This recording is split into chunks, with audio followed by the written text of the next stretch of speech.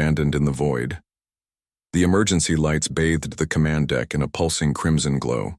Commander Alara Tarn gripped the edge of the navigation console, her 4 digits splayed across its surface as the ship shuddered beneath her.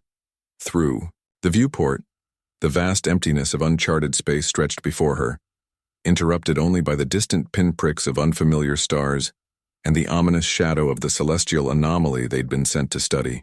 "Status report," she demanded, her voice steady despite the chaos around her. Her second-in-command, Science Officer Varric, looked up from his station. His typically blue-gray skin had paled to an ashen hue.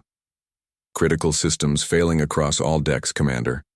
Life support at 37% capacity and dropping. Engine core destabilizing." Ilara's inner eyelids flickered in distress, but she maintained her composure. "Casualties?" 12 confirmed, replied Medical Officer Jix from across the deck. The diminutive physician's antennae drooped in sorrow. 28 wounded. Engineering took the worst hit. "And communications?" Ilara asked, already knowing the answer but needing to hear it confirmed. Communications Specialist Reza shook her head, the luminescent patterns on her skin dimming with her mood. "Still nothing, Commander. The long-range array was completely destroyed in the attack. Short-range systems are functional but useless out here. There's no one to receive our distress call." Ilara suppressed the surge of anger that threatened to overwhelm her. Their mission had been straightforward: investigate the spatial anomaly in the Carillion void, collect data, and return to Vaxis Prime. A routine scientific expedition. Instead, they'd been ambushed by warships bearing the insignia of the hegemony, the very coalition their government had been negotiating peace terms with for the past cycle.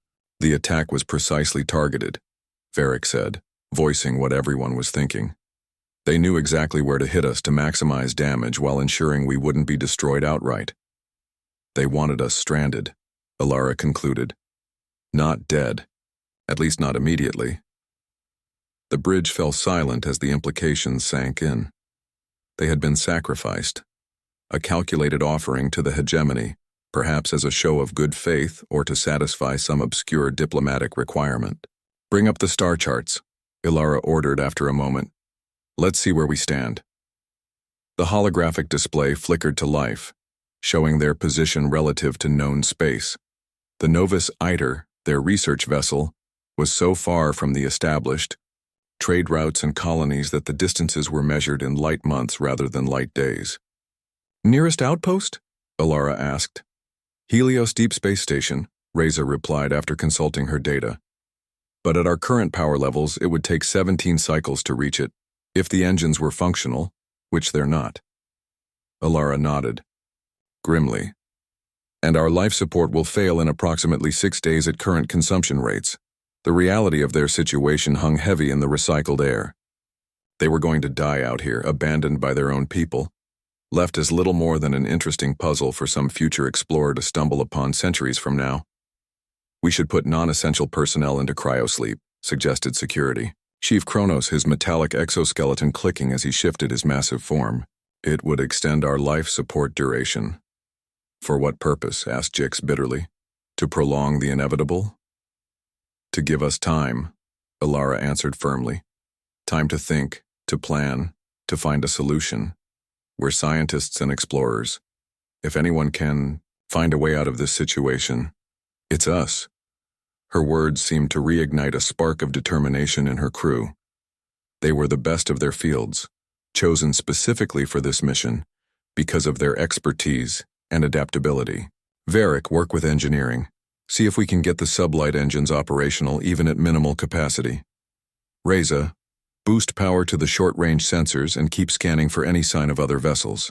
Jix, prepare the cryobays for all non-essential personnel. Kronos, I want a full inventory of all remaining resources." As her officers moved to carry out their orders, Ilara turned back to the viewport. She refused to accept that this would be their end. Somewhere out there had to be a solution, a chance, however slim. 3 days passed with little improvement. The engineering team had managed to stabilize the power core, but the damage to the propulsion systems was too extensive for field repairs.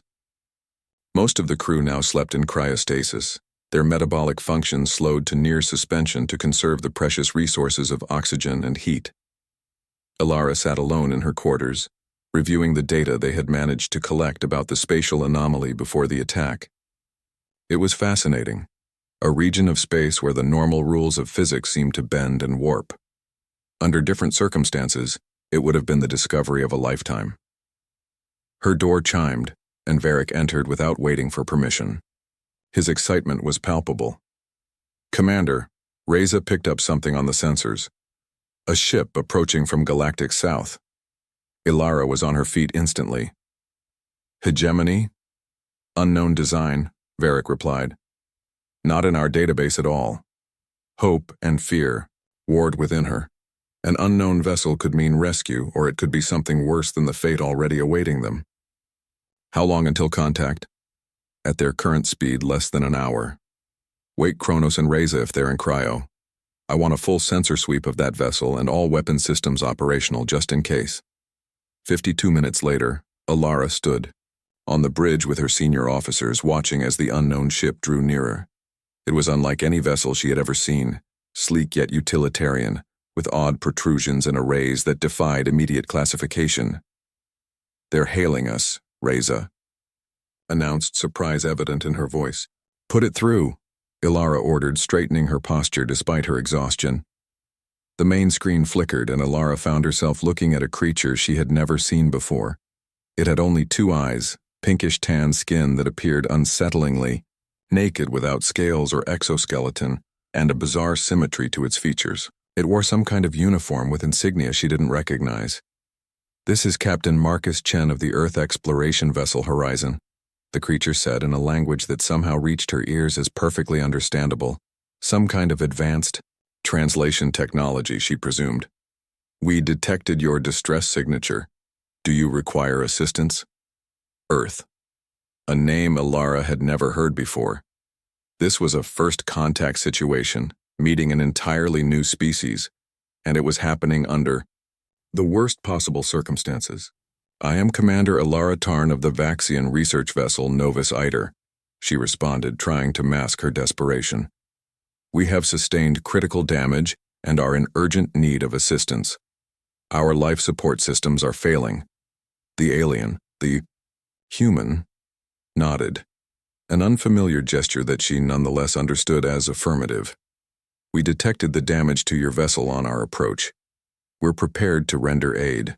With your permission, we'd like to dock and send over an engineering team to assess your situation."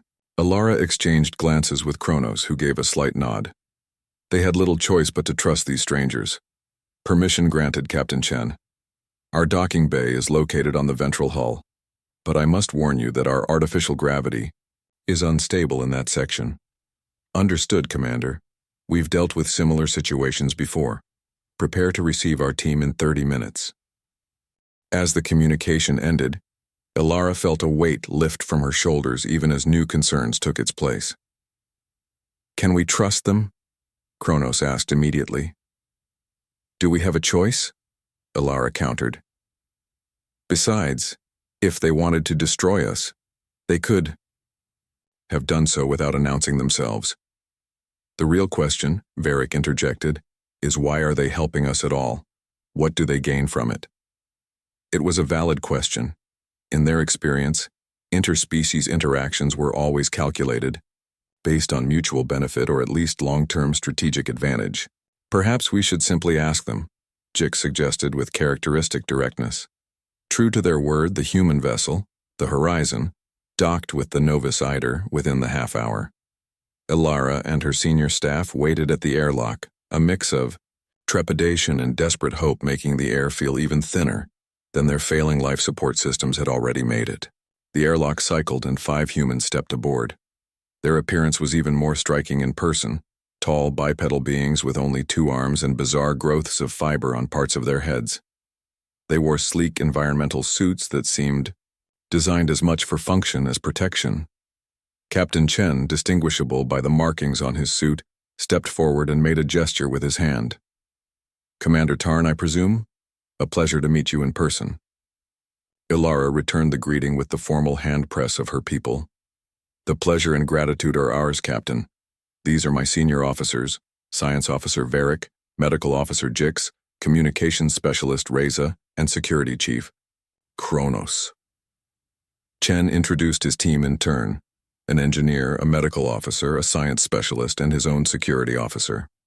Despite the chaos of their situation, proper protocols were observed. "I'll be direct, Commander," Chen said once the introductions were complete. "Your ship has sustained damage beyond what we can repair here. Your life support systems will fail completely within 18 hours by our calculations."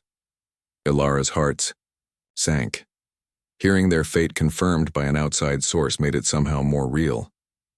"However," Chen continued, "we have the capacity to evacuate your entire crew to our vessel. We can provide emergency medical care for your wounded and transport you to the nearest neutral station." The offer seemed too good to be true. "Why would you do this?" Ilara asked, unable to keep the question contained. "We are strangers to you, unknown entities. This represents a significant risk and resource expenditure on your part." Chen's expression changed in a way Ilara couldn't interpret with her limited understanding of human facial movements. "Because you need help," he said simply, as if that explained everything. "It's what we do." The humans moved with surprising efficiency. Their engineer Lieutenant Patel immediately began working with Varric to stabilize the critical systems long enough for evacuation. Their medical officer collaborated with Jix to prepare the wounded for transport, demonstrating an impressive adaptability when faced with physiologies she had never encountered before.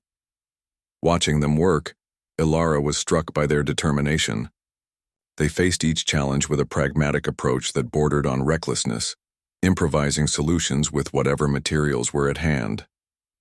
"Your people are quite innovative," she remarked to Captain Chen as they observed the joint teams working to extract a crew member trapped in a damaged section. "We've had to be," Chen replied. "Earth is still relatively new to interstellar travel. We've learned that in space you adapt or you die. Yet you risk your own safety to help complete strangers," Ilara pressed, still trying to understand their motivation. Chen considered this for a moment before answering. "There's an old saying on Earth, 'There, but for the grace of God, go I.' Essentially, it means that we recognize it could be us in your position one day. Besides," he added with what she would later learn was a smile, "making friends is generally better than making enemies." As the evacuation progressed, Ilara found herself drawn to the observation deck. It had been her favorite place on the ship, a quiet spot where she could think. The horizon was now clearly visible through the viewport, attached to their vessel, like a lifeline. She sensed rather than heard Captain Chen approach. "We'll be ready for the final transfer in about 2 hours, he informed her. "Your cryo-suspended crew has already been safely moved." Ilara nodded in acknowledgement. "I've been wondering, Captain, what were you doing in this sector? It's very far from any established routes." Chen moved to stand beside her, looking out at the stars. "Exploring. It's what the horizon was built for. We detected the spatial anomaly from several light years away and came to investigate. Finding your ship was unexpected. A fortunate coincidence for us," Ilara murmured. "Or perhaps not coincidence at all," Chen suggested.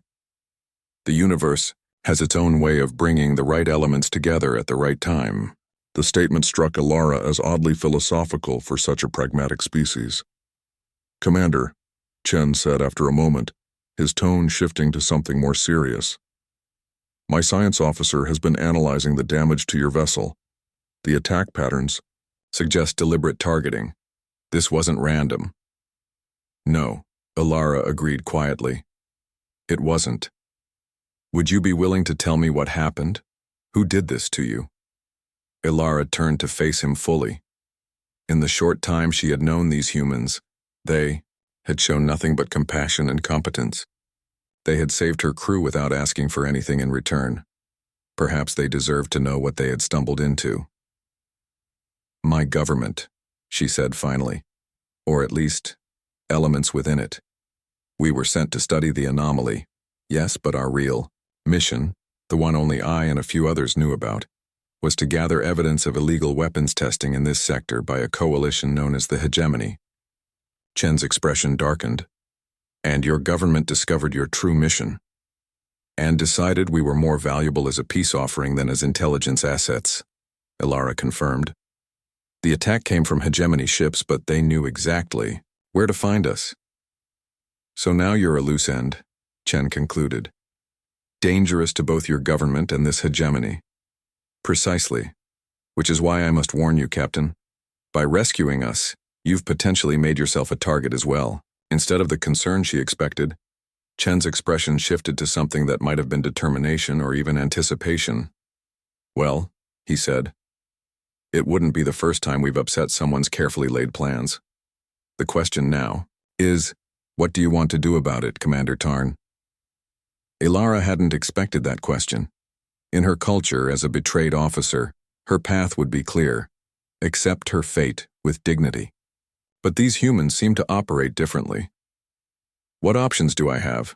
She asked cautiously. That depends, Chen replied. Do you want to simply find safe haven for your crew, or do you want justice? Because if it's the latter, I think Earth might be very interested in learning more about this hegemony and their relationship with your government. For the first time since the attack, Ilara felt something beyond mere survival instinct stir within her. The humans called it hope. Or perhaps it was something else, something they seemed to possess in abundance. Determination. Tell me more, Captain Chen, she said as the stars continued their silent vigil outside the viewport. I believe we have much to discuss.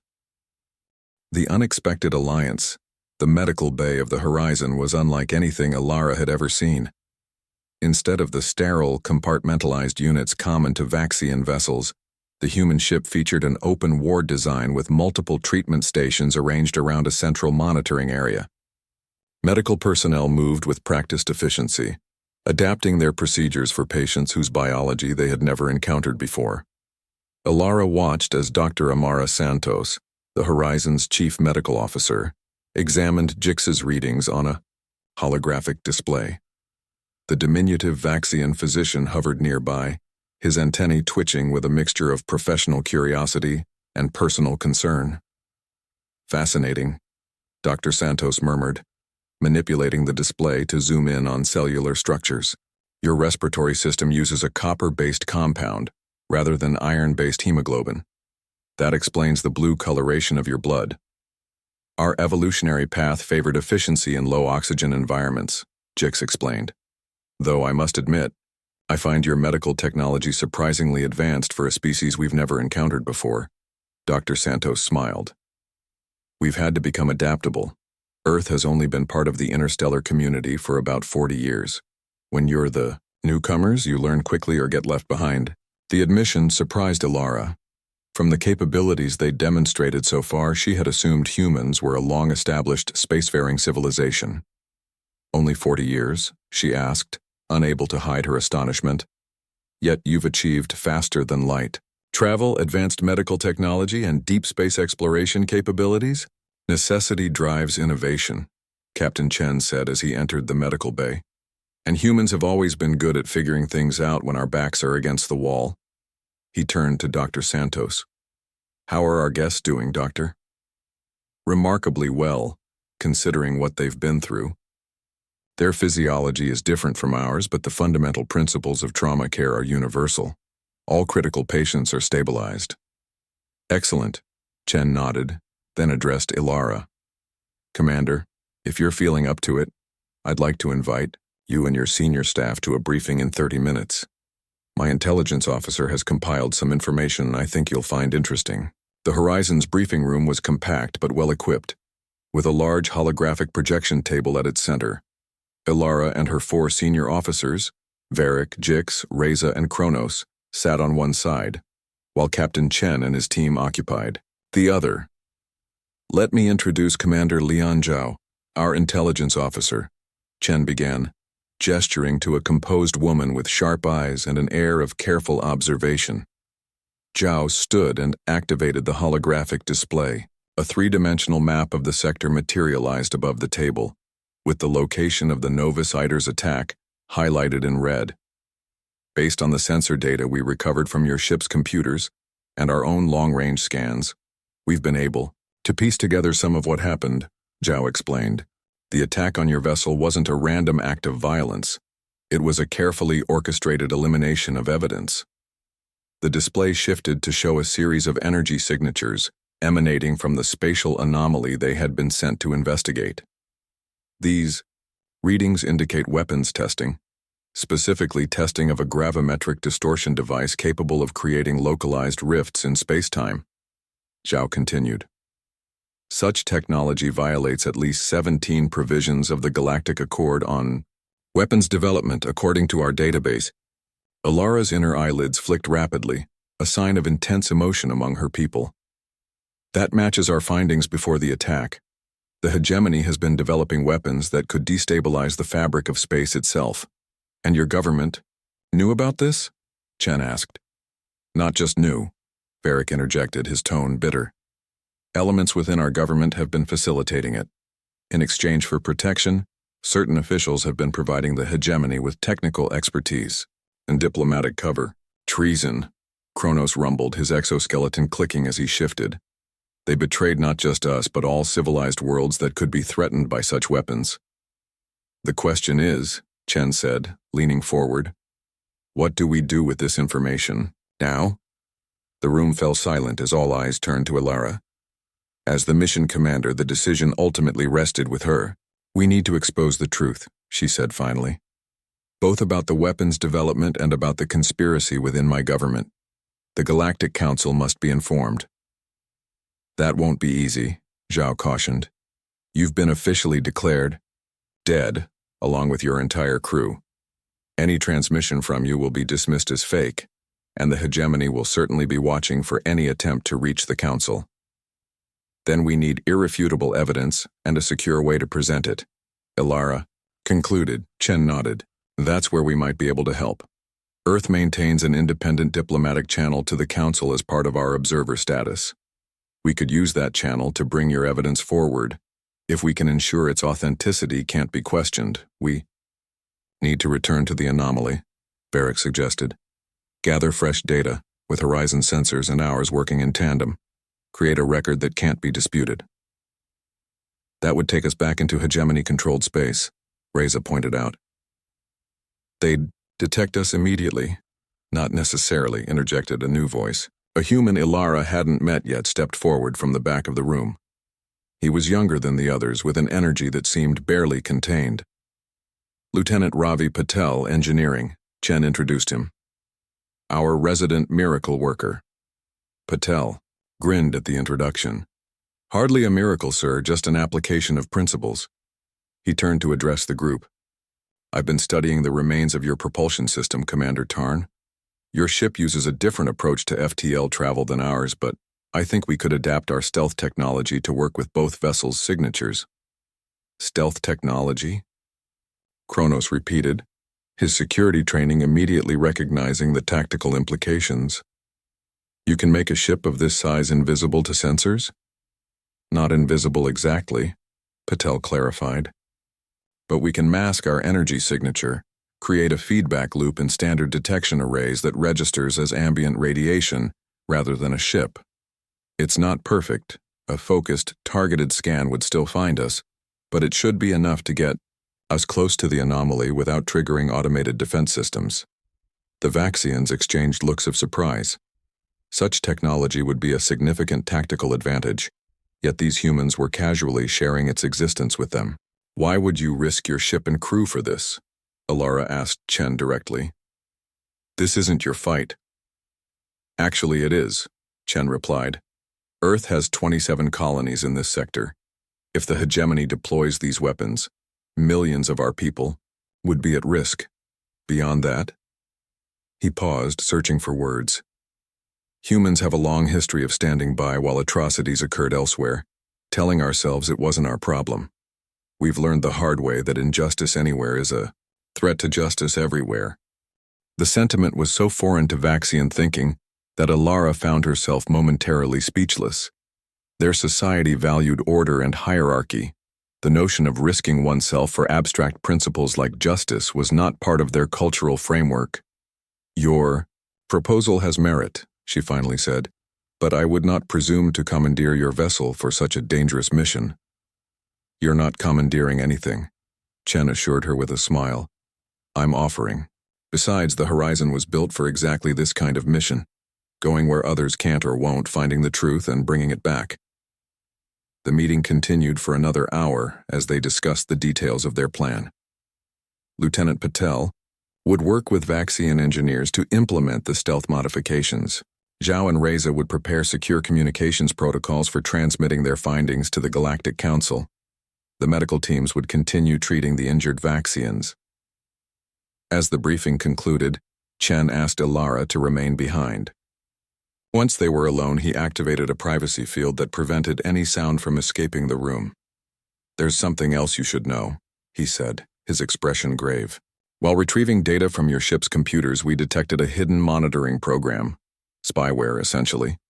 It recorded everything that happened on your bridge and in your secure communications." Ilara's skin paled. "Our own government was spying on us?" "It appears so. The program transmitted data packets every time you made a standard communication with your homeworld. So they knew exactly what we'd discovered about the weapons testing," Ilara realized. "That's how they knew when to betray us," Chen nodded. "But here's the interesting part. The program didn't just send data to Vaxian intelligence, it also transmitted to a second location, a receiving station at the edge of hegemony space. The implications were staggering. Someone in my government is working directly with the hegemony," Ilara concluded, "feeding them information about our movements, our discoveries." "Exactly. And that someone has to be highly placed to have authorization to plant monitoring software on a classified research vessel." "This changes everything," Ilara said quietly. "We're not just exposing illegal weapons development. We're uncovering a conspiracy that could reshape the power dynamics of this entire sector." "Which means the stakes just got a lot higher," Chen agreed. "And so did the danger." The next 3 days aboard the Horizon were a flurry of activity. Human and Vaxian crews worked side by side, learning from each other as they prepared for the dangerous mission ahead. In the engineering section, Lieutenant Patel and a team of Vaxian technicians labored to adapt the stealth technology for their needs. The cultural differences were initially a source of friction. Humans worked with an improvisational style that bordered on chaos to Vaxian sensibilities, while the Vaxians' methodical approach seemed needlessly rigid to the humans. No, you can't route the phase inverter through the tertiary buffer," a Vaxian engineer named Mero insisted, as Patel worked on a complex array of circuitry. "The energy fluctuations would be too unstable." "That's exactly the point," Patel countered, not looking up from his work. "The fluctuations create a randomization pattern that makes our signature impossible to lock onto. It looks like background radiation, but our manuals clearly state—" "Your manuals were written for conventional scenarios," Patel interrupted, finally looking up. "This isn't conventional. We're trying to hide from people who know exactly what to look for." Mero's skin flushed a deeper blue, the Vaxian equivalent of frustration. "The risk of catastrophic failure is acceptable given the alternatives," Patel finished for him. "Look, I understand your concern. On paper, this shouldn't work. But I've done it before, in situations just as desperate as this one. Sometimes, you have to break the rules of engineering to accomplish something new." The concept was antithetical to everything Mero had been taught, but he couldn't argue with Patel's results. The modified stealth system was beginning to take shape, and preliminary tests showed promising results. Similar scenes played out across the ship. In the medical bay, Dr. Santos and Jix developed hybrid treatment protocols that combined human and Vaxian approaches. In the tactical center, Kronos worked with the Horizon security team to prepare defensive strategies against potential hegemony attacks. Even in the ship's mess hall, cultural exchange flourished.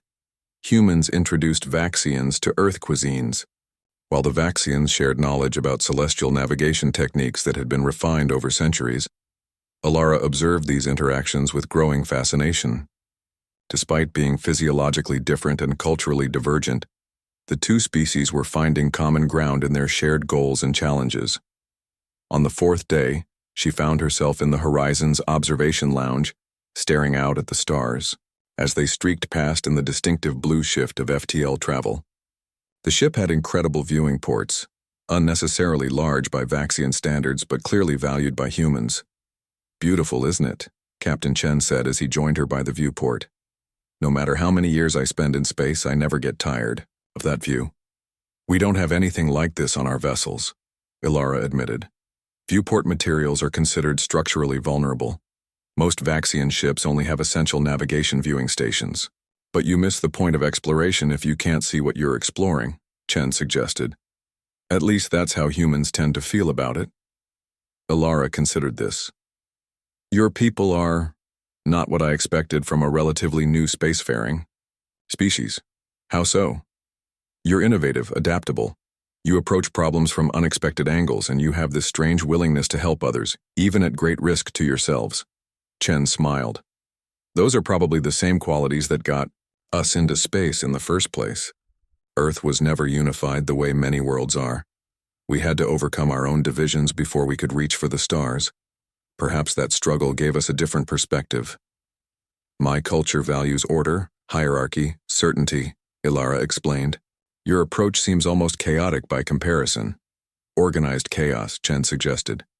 "That's humanity in a nutshell. We're messy, contradictory, often frustrating, but we're also determined. When humans set our minds to something, we rarely give up." "I'm beginning to see that," Ilara acknowledged. "Your Lieutenant Patel has certainly demonstrated that trait. He's modified our sensor arrays in ways our engineers insisted were impossible." "Ravi has never accepted impossible as an answer," Chen said with a chuckle. "During our first contact with the Eldarian Conclave, he jerry-rigged a universal translator from spare parts when our main communication system failed. The Eldarians were so impressed they offered him citizenship on the spot. Did he accept? No. He said Earth needs him more right now. That's another human trait, loyalty to our home, even as we venture far from it." Their conversation was interrupted by a communication alert. "Captain to the bridge," came Commander Zhao's voice over the intercom. "We're approaching the target coordinates." The moment of truth had arrived.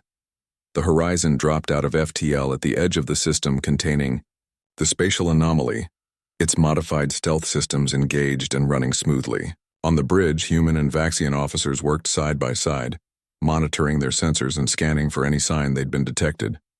"No indication of hegemony patrols in the immediate vicinity," reported Lieutenant Commander Williams, the Horizon's tactical officer. "Anomaly readings are coming in clearly," added Varric, who had been integrated into the science station.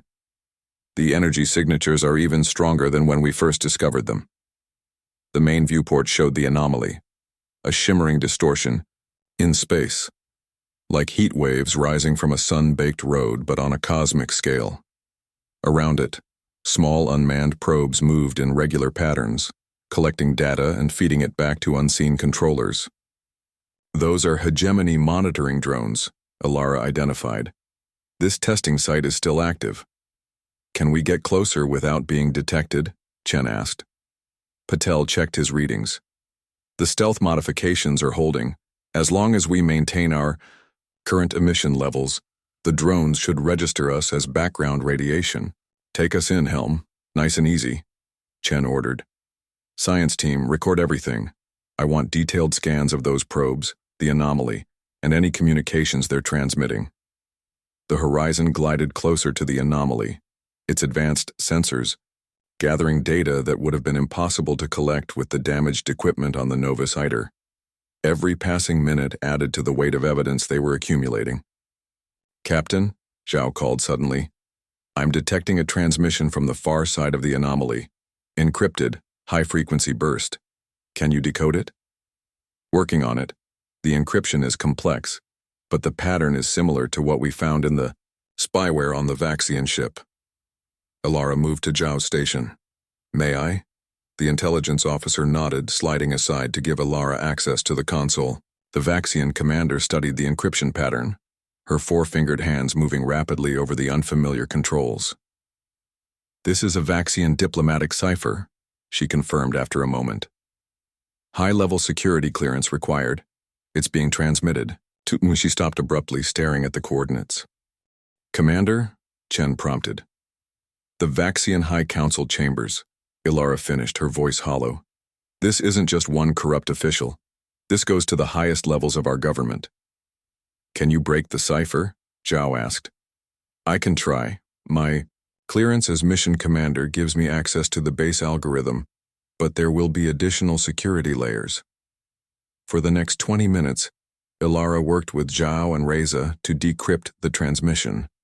When they finally succeeded, the contents confirmed their worst fears. "It's a progress report," Ilara explained as she read through the decoded message. "The weapons testing has reached final stages. The hegemony plans to deploy the first operational grav standing against the Stormstar Base 47, hung against the backdrop of a binary star system, its massive structure rotating slowly to generate artificial gravity in its outer rings. Unlike the sleek, efficient designs of Vaxian architecture or the rugged functionality of human vessels, the starbase was a patchwork of different construction styles, evidence of its nature as a truly neutral port where dozens of species conducted trade and diplomacy. As the Horizon approached the docking bay assigned to them, Ilara stood on the bridge beside Captain Chen, taking in the bustling activity around the station. Ships of various configurations moved in carefully choreographed patterns, while smaller craft ferried passengers and cargo between vessels too large to dock directly. "I've never been to a truly independent port before," she admitted. "Vaxian, diplomatic protocols typically restrict us to official channels and sanctioned facilities." "You're in for an experience then," Chen replied with a hint of amusement. "Starbase 47 is what humans might call the Wild West of space stations. Minimal regulations, maximum opportunity, and absolutely everyone has an agenda." "That doesn't sound reassuring for our mission," Ilara noted with concern. "On the contrary, it's perfect. No single power controls the flow of information here. Once we present our evidence to the Galactic Council representatives, neither the UI hegemony nor your High Council can suppress it." The Horizon completed its docking procedures with practiced efficiency. Before disembarking, Chen called a final strategy meeting with both human and Vaxian senior officers in the ship's conference room.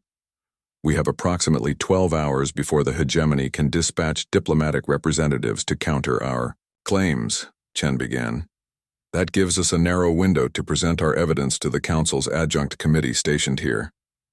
We should assume that Vaxian intelligence already has operatives on the station," Kronos added. "Our security measures must be at maximum." "Agreed." Chen nodded to Williams. "Commander, organize security details for all movement between the ship and the Council chambers. Mixed teams, human and Vaxian together." "What about our evidence?" Reza asked. "The data crystal I carry contains everything, but it's vulnerable to physical theft or destruction. We've created multiple backups," Zhao assured her, distributed across secure servers on the Horizon, with different encryption keys. "Additionally, I've prepared physical data modules that can be carried separately." Lieutenant Patel cleared his throat. "I've also added a few, creative security features. If anyone other than one of us tries to access the data, it'll appear corrupted, but the real information will remain intact in a hidden partition." Ilara observed the planning session with growing appreciation for the humans' thoroughness. Their approach combined contingency planning with adaptive flexibility in a way that Vaxian protocols rarely achieved. "What of the Council itself?" she asked finally.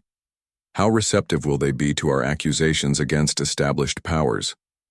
Chen exchanged glances with Zhao before answering. "The Council is political by nature, so there will be resistance. The hegemony has allies, and your government has maintained a reputation for stability that gives its denials weight.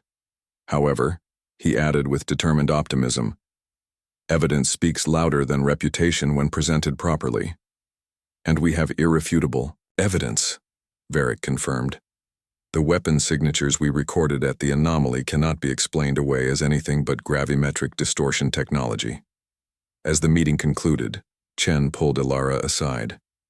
Commander, there's something we need to discuss privately. Once the others had left, Chen activated the room's privacy field. Our intelligence analysts have completed a deeper analysis of the vaccine transmission protocols we intercepted. We've identified 5 specific individuals within your High Council who are directly implicated in the conspiracy. He transferred a data file to the pad in front of her. As Ilara reviewed the names, her composure momentarily failed her. Counselor Mevrin? But he was my mentor, the one who personally selected me for command, which would put him in the perfect position to monitor your mission and ensure you could be eliminated if you discovered too much. Chen pointed out gently. The revelation struck Ilara like a physical blow. Mevrin had guided her career for over a decade, had been a father figure after her own parents were lost in a research vessel accident. The betrayal was personal in a way that cut deeper than any abstract notion of governmental corruption. Are you certain? She asked, her voice barely audible. The evidence is conclusive, Chen confirmed. His encryption keys were used to authorize the monitoring software on your ship, and his personal communication channel received the alert when your vessel approached the anomaly. Ilara sat in silence for a long moment, processing this new information. When she finally spoke, her voice had regained its strength. Then he must be held accountable along with the others, no matter our personal connection. Chen nodded with approval. That kind of integrity is rare in any species. It's why we're fighting alongside you. 4 hours later, a delegation from the Horizon made its way through Starbase 47's crowded concourses toward the Galactic Council's local chambers. Captain Chen led the group with Ilara at his side. They were accompanied by Zhao, Williams, Varric, and Kronos, with additional security personnel forming a protective perimeter around them. The diversity of life forms around them was staggering. Species from across the known galaxy conducted business, shared meals, or engaged in animated discussions in dozens of different languages. The delegation attracted curious glances. Humans were still relatively uncommon in this sector, and Vaxians were rarely seen outside their own territories or official diplomatic functions. We're being watched, Kronos muttered, his enhanced vision detecting subtle movements in the crowd. At least 3 different parties are tracking our progress. Expected, Williams replied quietly. Maintain formation. They had nearly reached the council chambers when Zhao suddenly stiffened. Captain, incoming transmission on an encrypted channel. It's from Earth Command. Chen accepted the communication through his earpiece, his expression growing increasingly concerned as he listened. When the transmission ended, he signaled for the group to move into a side corridor away from the main thoroughfare. We have a complication, he announced once they were relatively private. Earth Command reports that the hegemony has issued a formal diplomatic protest accusing us of violating their sovereign territory and engaging in espionage. They're demanding our evidence be excluded from council consideration. On what grounds? Ilara asked. They claim our methods of collection were illegal, and therefore the evidence itself is inadmissible. A standard delaying tactic, Zhao assessed. They're trying to tie us up in procedural challenges while they prepare a more substantial response. There's more, Chen continued grimly. The Vaxian High Council has officially disavowed you and your crew, Commander Tarn. They've declared you renegades who stole classified information and defected with it. They're claiming everything we have is fabricated or tampered with. Ilara had expected this, but hearing it confirmed still stung. So it's our word against theirs, the word of renegades and spies against established governments, which is why we need to bypass the normal diplomatic channels, Chen decided. We go directly to the full council delegation here, not just the adjunct committee. We make our case publicly, with witnesses present from multiple neutral factions. That violates every protocol, Varric pointed out. Exactly, Chen agreed with a sudden smile. It's so irregular that they won't have prepared for it. Sometimes, the best way through bureaucracy is to sidestep it entirely. Using Zhao's diplomatic clearance, they managed to gain entry to the council's main reception hall, where representatives from various member worlds were gathered for a cultural exchange event. The sudden appearance of an armed human Vaxian delegation caused an immediate stir. Before security could intercept them, Chen moved confidently to the center of the room and activated a portable holo projector. The evidence they had gathered at the anomaly suddenly filled the air above them. Unmistakable energy signatures, decoded communications, and visual confirmation of weapons testing. Delegates of the Galactic Council, Chen announced in a voice that carried throughout the hall. I am Captain Marcus Chen of the Earth Exploration Vessel Horizon. With me is Commander Ilara Tarn of the Vaxian Science Division. We bring evidence of critical importance to galactic security that forces within the hegemony and the Vaxian High Council are attempting to suppress. Council security officers moved toward them, but several delegates raised hands to halt the intervention, their curiosity piqued by the dramatic entrance and the compelling data displayed above. This is most irregular, Captain, spoke an elderly Tellarite diplomat, his features a blend of avian and mammalian traits. There are protocols for presenting evidence to the Council. Protocols that are being manipulated to prevent this evidence from reaching you, Ilara responded, stepping forward. I and my crew were sent to die because of what we discovered. The normal channels have been compromised. A murmur ran through the assembled delegates. The Tellarite considered for a moment, then nodded to a colleague. Ambassador Vrel, you are our current security expert. What do you make of this data? A tall, crystalline being moved forward, faceted limbs catching the light as they examined the projected evidence. The energy signatures are consistent with gravimetric distortion, technology banned under the Weapons Limitation Treaty of the Sterling Accord. If authentic, this constitutes a Class 1 violation. The data carries authentication markers from both Vaxian and Earth scientific protocols, Varric offered, transferring additional technical specifications to the crystalline ambassador's personal device. As the council delegates began examining the evidence in earnest, the main doors to the hall burst open. A delegation of hegemony officials entered, followed closely by 3 members of the Vaxian High Council, including, Ilara noted with a painful twist in her chest, Councillor Mevrin. This proceeding is illegitimate, announced the hegemony ambassador, a stern female with elaborate rank markings across her uniform. These individuals are charged with espionage and theft of classified information. We demand they be remanded to hegemony custody immediately. The Vaxian government seconds this demand, added Mevrin, his eyes briefly meeting Ilara's before shifting away. Commander Tarn and her associates are fugitives who have stolen state secrets and falsified evidence to damage relations between our peoples and the hegemony. The room tensed as the opposing groups faced each other. Council security formed a line between them, uncertain how to proceed in such an unprecedented situation. The Tellarite diplomat raised his hands for silence. This council session may be informal, but it falls under diplomatic protection. No one will be remanded to anyone without due process. He turned to Chen and Ilara. However, these are serious counter-allegations. How do you respond? Chen looked to Ilara, yielding the floor to her in a gesture of respect. She stepped forward, her posture reflecting the dignity of her training, despite the anguish of confronting her former mentor. Honored delegates, she began. I was sent on a mission to investigate unusual energy readings in the Carillion Void. My ship and crew were attacked, not by random pirates or territorial defense forces, but by hegemony warships acting with the knowledge and consent of elements within my own government. She activated her personal device, adding to the holographic display. This is the official mission brief I received from the Science Division, authorized by Councillor Mevrin himself. The document appeared in the air before them. Note the coordinates, the timeline, the specific authorization to investigate all energy signatures regardless of origin or classification. Mevrin stepped forward. That document has been altered. The original order specifically prohibited interference with any hegemony activities in the region. Then explain this, Ilara countered, bringing up a new file. The transmission log from the Novus Iter showing the attack came exactly 26 minutes after we transmitted our preliminary findings about the weapons testing to Vaxian Command. She looked directly at Mevrin now. To your office, Counselor.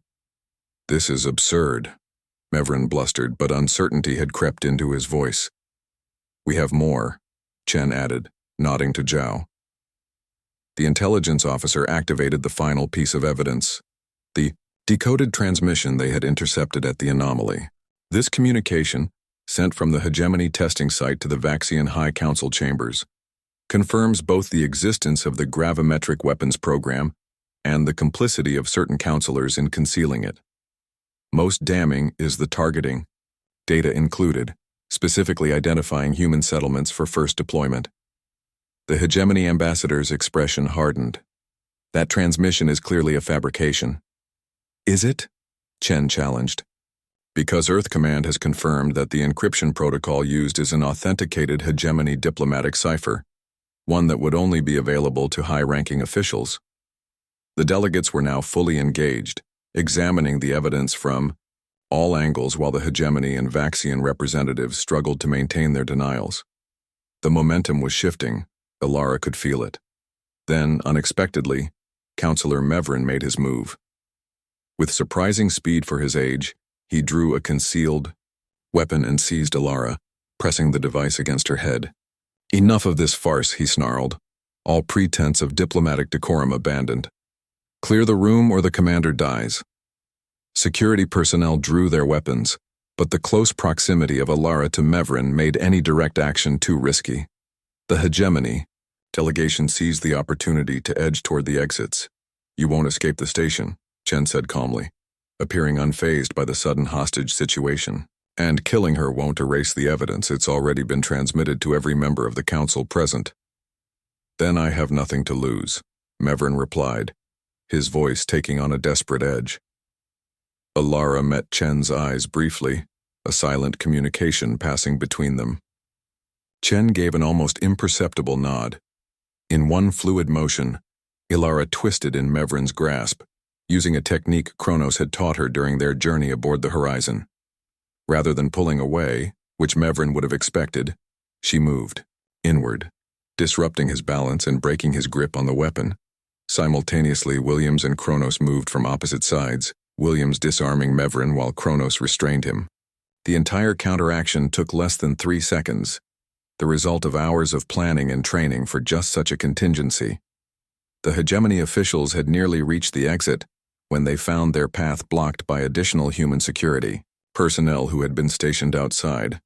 Caught between opposing forces and with their Vaxian ally now in custody, they reluctantly surrendered.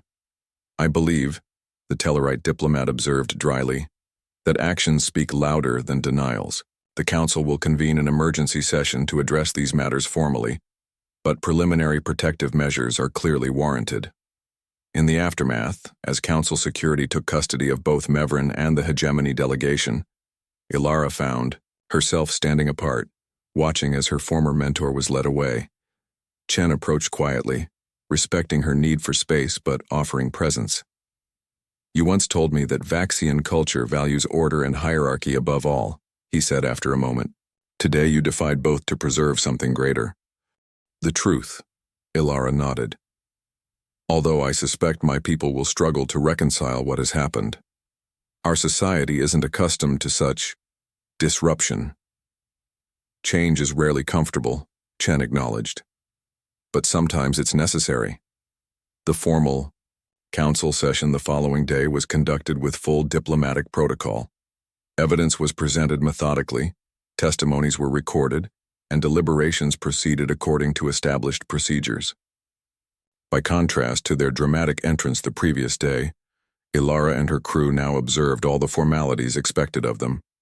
The Council's judgment, when it came, was swift and comprehensive. The hegemony's weapons program was declared a violation of multiple treaties.